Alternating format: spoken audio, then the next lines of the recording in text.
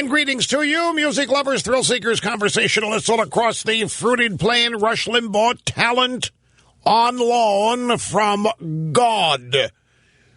And broadcast excellence for the next 3 hours. It's a thrill. It is a delight. I'm doing what I was born to do. It's great to have you here and along for the ride. And at some point down the road, we'll be looking forward to including you in the program. 800-282-2882 and the email address lrushbaugh@eibnet.com. Boy, think about all of the impact that this snow and cold weather has to be having out there. I mean, there are a lot of places that are not used to this. Some places aren't any big deal. I mean, they get 15 inches of snow in New York, big whoop, and they get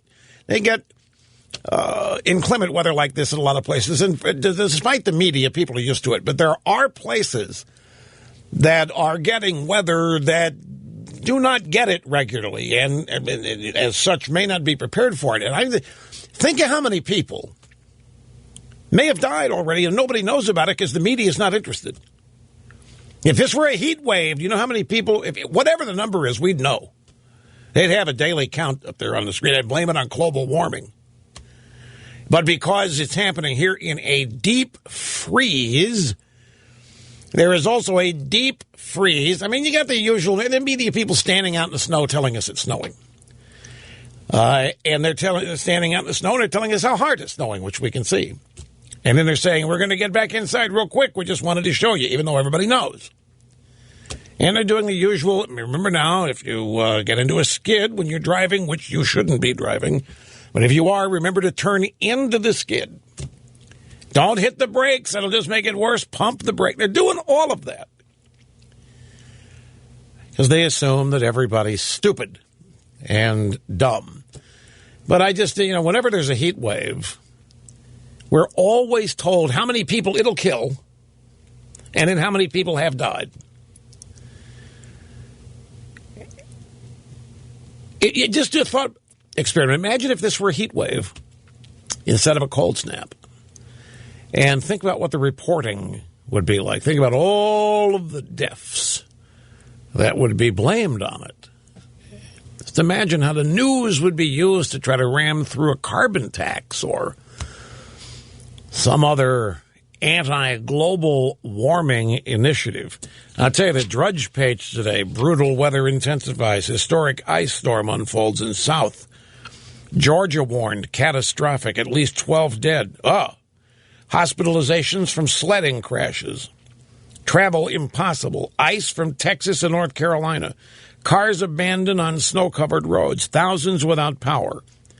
No worry, Google's working on that with some solar things. They're killing birds, but that's okay. They're going to get you power in next century sometime. Solar. You got these big towers out there in California. You ought to see this.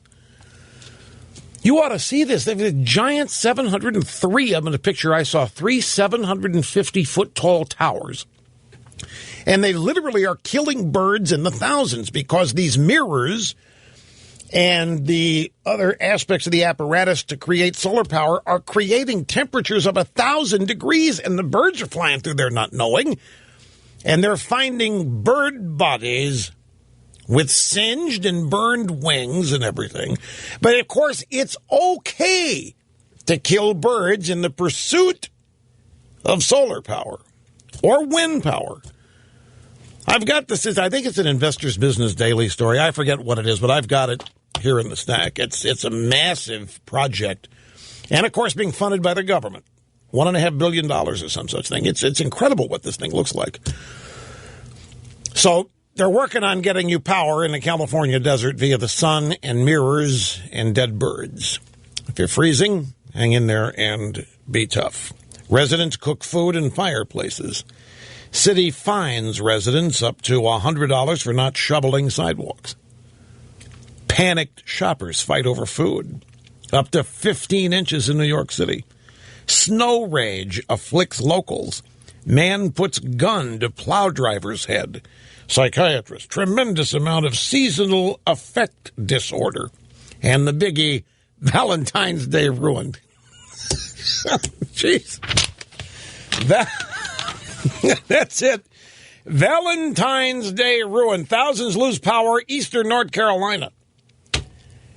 It's just bad out there in a lot of places. It's going to be 73 here today. For what is it, Mr. Snerdley? Your question? Right. In the immediate vicinity. 1,000 degrees in the immediate vicinity, yeah. That's heating the atmosphere. All right.